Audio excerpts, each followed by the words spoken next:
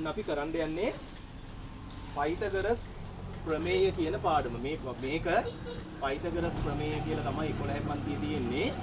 9 වසරේදී ඉගෙන ගන්න තියෙන්නේ පයිතගරස් සම්බන්ධය කියලා එකක්. හරිද? දැන් මම කියලා දෙන්නම් මේක මොකක්ද කියලා. හරිද? මේ පයිතගරස් කියන කෙනා හිටියේ මීට අවුරුදු 2500කට විතර කලින් ග්‍රීසියේ. සාමාන්‍යයෙන් ඒ කාලේ ඉන්දියාවේ බුදුහාමුදුරුවෝ පහළ වුණු කාලේ. ඒ කියන්නේ බුදුහාමුදුරුවෝ ඉන්දියාවේ පහළ වෙනකොට පයිතගරස් පහළ වුණේ ග්‍රීසියේ. හරිද? ওই පයිතගරස් කියන ලස්සන ෆිල්ම් එහෙම තියෙනවා. පයිතගරස්ට තව යාළුවෝ දෙන්නෙක් ඉඳලා තියෙනවා. ඒ දෙන්නත් එක්කලා ওই පයිතගරස් ගණිතයට දක්ෂයි. ඒ හින්දා ඒ ලස්සන ෆිල්ම් එහෙම තියෙනවා ඉංග්‍රීසි ෆිල්ම්. ඒවා එහෙම බලන්න පුළුවන් පයිතගරස් ගැන ඉගෙන ගන්න. අනිත් එක තමයි පයිතගරස්ගේ තියෙන විශේෂත්වය. පයිතගරස් කියලා කියන්නේ හොඳ බුද්ධියක් තියෙන මිනිස්සෙක්. ලෝකෙ ඉස්සරවම ගෝලාකාරයි කියන වචනේ කිව්වේ මේ ලෝකෙට ගෝලාකාරයි කියලා කිව්වේ පෘථුවිය පයිතගරස් තමයි. ඔයාලා බලලා ඇති සූරපප්ප කතාව.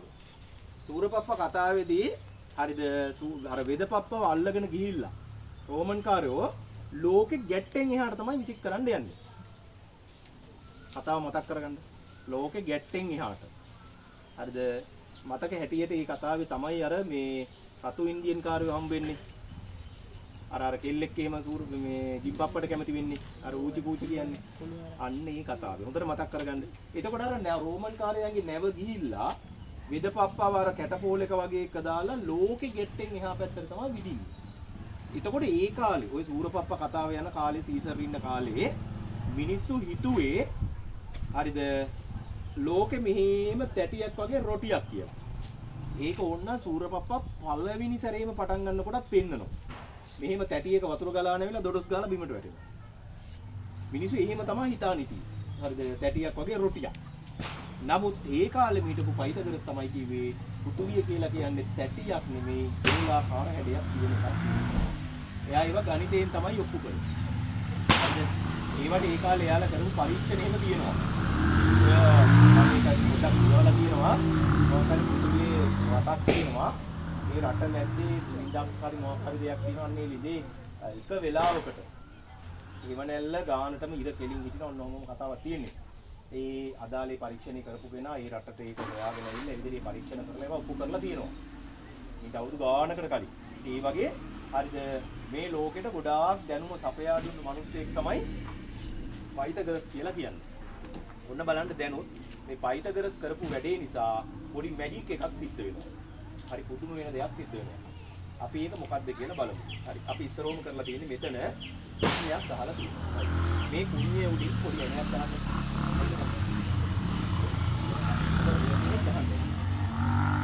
උඩ වහින්න ගහන්නේ සාමාන්‍ය කාර්යය. උඩ උසාගන්නේ ඕකේ.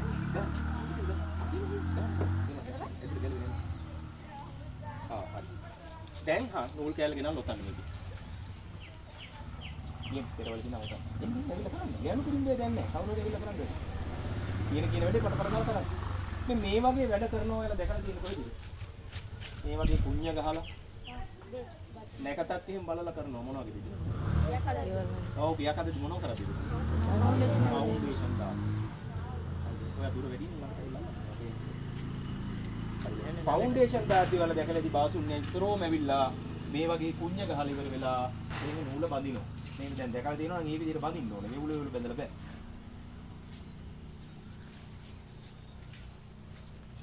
තේනවද 9 වසරේ ඔන්න පාසලේ ගැටයක් දාගන්න බෑ නූලකට වෙවුලකට.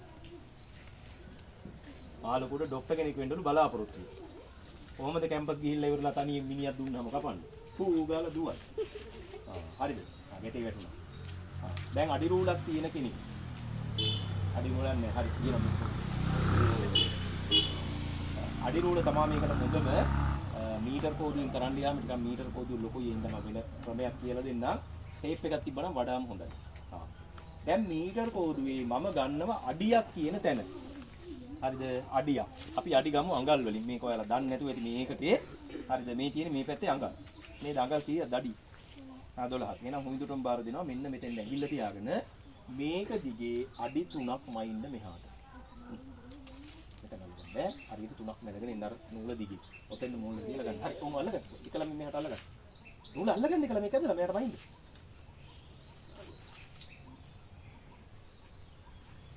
බැරි. ඔන්න හරියට මෙතෙන් ගන්න. 1යි අන්න ඒකයි අපි මීටර රූල ගත්තේ නැති මීටර රූල අපිට පාවිච්චි කරන්න අමාරුයි. ඒකයි උනා. අන්න හරි ඔතනින් උඩ ගාලා ගන්න. දැන් ඔතනින් ගහන්න පුණ්‍ය. හරියට එතන බලන්න ගහන්න. ගහලා එනයක් ගන්න. ඔන්න ගහන්න බැරි නම් කට්ටිය වතුර පොඩ්ඩක් ගෙනල්ලා දාලා සපෝට් එකක් දෙන්න. ඒ රූල කැපේ. රූල කැට්ට ගන්න. හොඳට ගහන්න පණේ.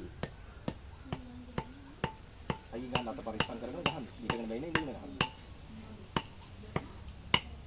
හෙල්ලෙනවා. අයිය ගන්න අයියෝ ක්‍රිකට් කනු ගහලා නැහැ. හද වෙනවා. කම නෑ දුන්නට කම ගහන්න. හෙල්ලෙන්න දු බුරුල් වෙනවා නෑ හෙල්ලෙනකොට.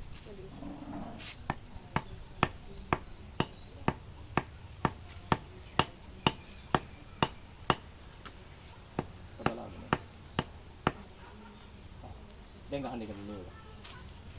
එනේ.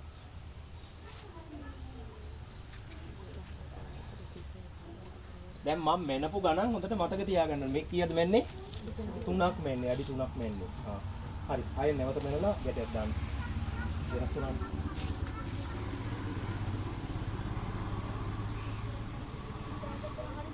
එනේ ගන්න. අර කුණ්‍යෙත් මේ ගන්න. එතන ගන්න ගැටිය යන්න පටන් ගන්න.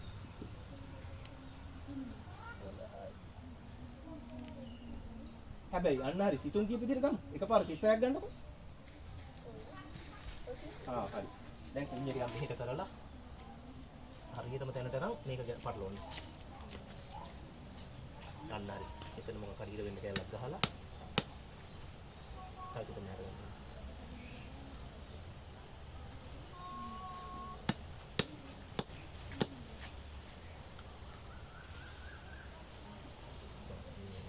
දැන් පටලවන්න.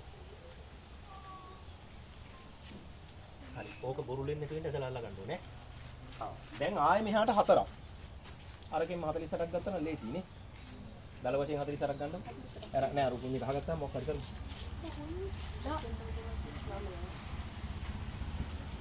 48ක්ෙන් තව දල වශයෙන් 3ක් කවුරුන් නිකන් ඇදලා ගන්නවා. 39යි.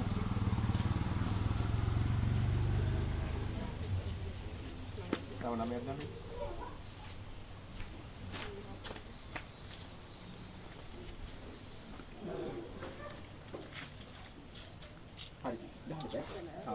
ඕකේ මයින් හරියටම අපේ ඉස්සරහ. ඔය හොඳට පණ නැතුව අල්ල ගන්න ඕනේ අල්ලන්න යනවා නේ. වෙනස්ෙන්නේ බෑ හරියට ගන්න. ඔයාලා වෙනස් කරොත් වැඩේ යවුල් යනවා නේ. 39 අල්ලගන්න. 39 ඉඳන් අය ගන්න 9ක්.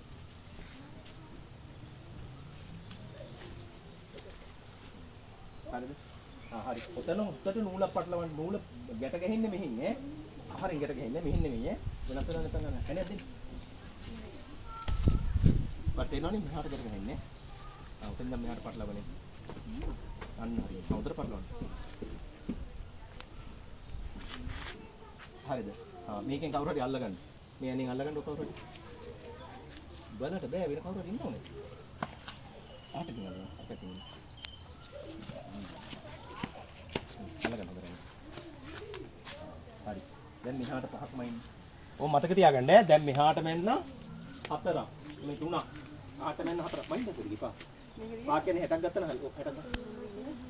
එනේ ඉඳන් 60ක් ඈ.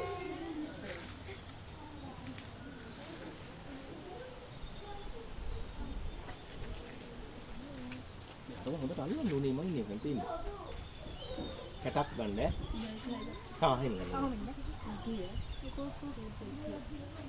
60යි. හරි 60යි කියන්නේ මතක තියාගන්න 12න් බෙදලා ගත්තාම අඩි 5යි ඈ. හරිද? දැන් ඕකේ ඕක ගෙනල්ලා උතන්නකො අරකේ. මෙහෙන් එතෙන්නේ දන්නවනේ.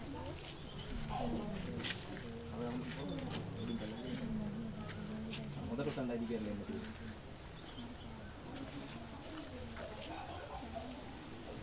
මෙහිලෙන් නැති වෙන හොඳට උතන්න ඈ.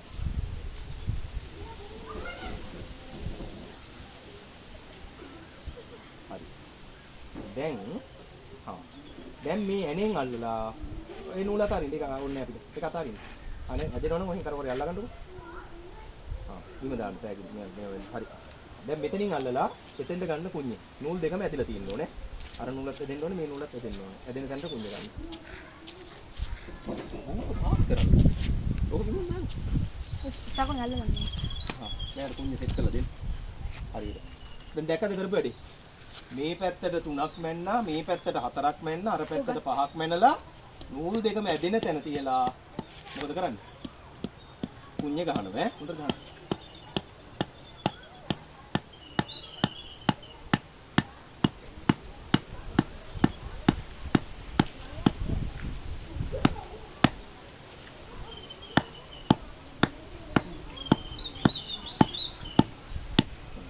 දැන් පරිස්සමට මේ ඇණේ උකට ගහන්න ඇදිලා තියෙන්න ඕනේ. එහෙම මදි නම් කුණ්‍ය හදාගන්න. කුණ්‍ය හදලා ගහන්න. හොඳට ඇදිලා තියෙන්න ඕනේ. බුරු වෙන්න තියෙන්න හා.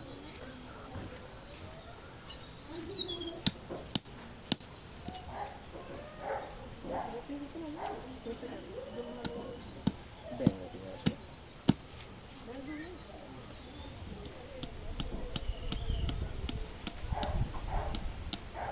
හරිද? මෙතන මේ පොඩ්ඩක් නූල මෙවලා මම හදන්නේ.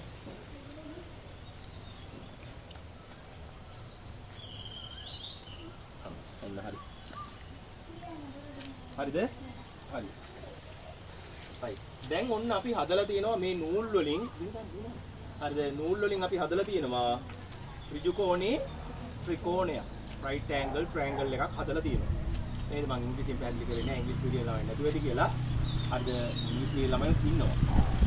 හරිද? එහෙනම් මේ හැදලා තියෙන්නේ මොකද්ද? ඍජු කෝණේ ත්‍රිකෝණයක්. දැන් ඔයාලට ඍජු කෝණේ ත්‍රිකෝණයක් හදින්න කියලා පොතේ කිව්වනම් කොටු ගහලා තියෙනවා. ගේමක් නෑ. ගත්ත අඩි රූල මෙහාට ඇඳ මෙහාට ඇඳ යා කරුවා. දැන් අපේ මිදුලේ එහෙම තියෙනවද? එහෙම ඍජු කෝණ ලකුණු කරලා කොටු ගහලා මොනවත් කරලා ඔයාලා දන්නවද? ගෙවල් වලට අත්තිවාරම් දාන්න ගියාමත් ඔන්න ඔය සීන් එක වෙනවා. අත්තිවාරමත් හරියට ඍජු කෝණීව හදාගන්න ඕනේ. මෙහාට පිටියයි මෙහාට පිටියයි ගානට හදන්න ඕනේ.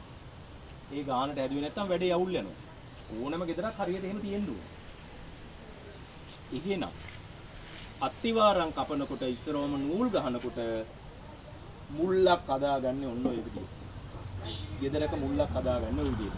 එහෙම නැතුව කිසිම වෙලාවකවත් මේසන් බාස් මාමලා ඕනමානයක් අරන් ගිහිල්ලා ඉවර වෙලා ඕනමානේ තියලානේ මේ ඍජු කෝණය හදාගන්නේ නේ. හරි. දැන් අපි ඇත්තද කියලා බලමු. කවුරු හරි ළමෙක් මෙතෙන්ට ඕනමානේ තියලා මැනලා බලන්න මේක 90ක් වෙනවද කියලා මෙතෙන්ට ගිනාමනේ ඕනමානයක් කවුද ගෙනාවේ? ගෙනාපු කෙනා මැනලා බලන්න. පතර තියෙනවා. ඔව්. නූල් දෙක ඉරි දෙක කියලා හිතන්න ඈ. නූල් දෙක ඉරි දෙක කියලා හිතලා හරිද? හරියටම ඔය අති වහගෙන ඉන්න. අන්න දැන් නූලට තියන්න ඕනේ කළුවේ. නූලට කළුවේ තියලා අර කළුවේ අර නූලත් අණු උඩි යනවාද කියලා බලන්න. ඇනේ තමයි මැද්ද.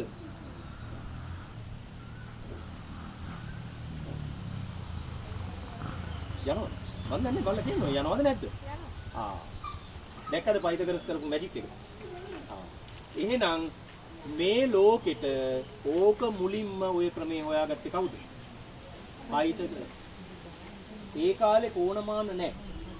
හැබැයි ඒ කාලේ ඔයගොල්ලෝ දන්නවා ඔය පිරමීඩ වගේ දැවැන්ත නිර්මාණ කරලා තියෙනවා. එතකොට මේ දැවැන්ත නිර්මාණවල හරි හතරැස් විදියට මුල්ලක් 90 කෝණෙන්න අරන් තියෙනවා. තේරුණාද? ඒතර අන්න ඒ කාලේ ඔය පිරමීඩ වගේ දැවැන්ත නිර්මාණවල ගොඩනැගිලිවල 90 කෝණේ හදාගත්තේ මෙන්න මේ ක්‍රමයට. දැන් ආයෙ වුණත් අලුතෙන් බවුන්ඩේෂන් කපනකොට මේසන් බාස් මාමලා මම මේ කියපු ක්‍රමේ අනුගමනය කරනවද නැද්ද කියලා බලන්න. මේගොල්ලෝ ඒකට කියන්නේ 3 4 5 ක්‍රමය කියලා කියන්නේ. එයාලා ඔය 90 කෝණ හදන කතා ඒවා කියන්නේ නැහැ. හරිද? එයාලා කියන්නේ 3 4 5 ක්‍රමය. මේක කරගන්න දන්නේ නැති මේසන් බාස්ලා එන ගොඩක් ඉන්නවා. ඔයා බාස් කෙනෙක් වෙනවා නම්, ඔයා කොන්ත්‍රාත් ගන්නවා නම්, ඔයාට අලුත් ගෙදරකට මුල්ගල් තියාගන්න පුළුවන් නම් ඔයාට අනිවාර්යෙන් මේ ක්‍රමය දැනගන්න ඕනේ. හරිද? එහෙම නැත්නම් ඔයාට කොන්ත්‍රාත් එක අරගෙන කරන්න බෑ. ඒ කරන්න බැරුව එහෙම ඇද යන බවුන්ඩේෂන් වලට කියනවා මේ මාමලා කියන්නේ මුළු පරස් තියනවා කියලා. හරියට ඍජුකෝණේ නැත්නම් මේ මාමලා කියන්නේ මුළු පරස් තියනවා කියලා. ඒත් මේක හරියටම හරියට ගැහුවොත් දැන් මේ ගහපු ළමයි හරියටම ගැහුවා. කොහොම ගහලා තමයි මේක දික් කරලා ගන්න පිටි ටික. තව මැනලා ඔක හදලා ගන්නවා ඉතින්. අත්තිවරම කපන්න නූල් ගහලා. හරිද? එහෙනම් මුළු පරස් නැතුව ගෙදරක බිත්තියේ මුල්ල හදාගන්නේ මේ විදියට. නේද? හරි. අපි තව වැඩක් කරමු. තව මැජික් එකක්. හරි. ඔයා එන්න මෙතෙන්. ඔතන හිට ගන්න. ඔන්න මෙයා හිට ගන්නවා මේ නූල ගාව. එන්න. හරි. ඔයත් එන්න මේ නූල ගාව. ඔය පැත්තෙන් එන්න ඔහොම හිට ගන්න. ඒ කවුද ගන්න? දිස්නෙන්න මෙතෙන්.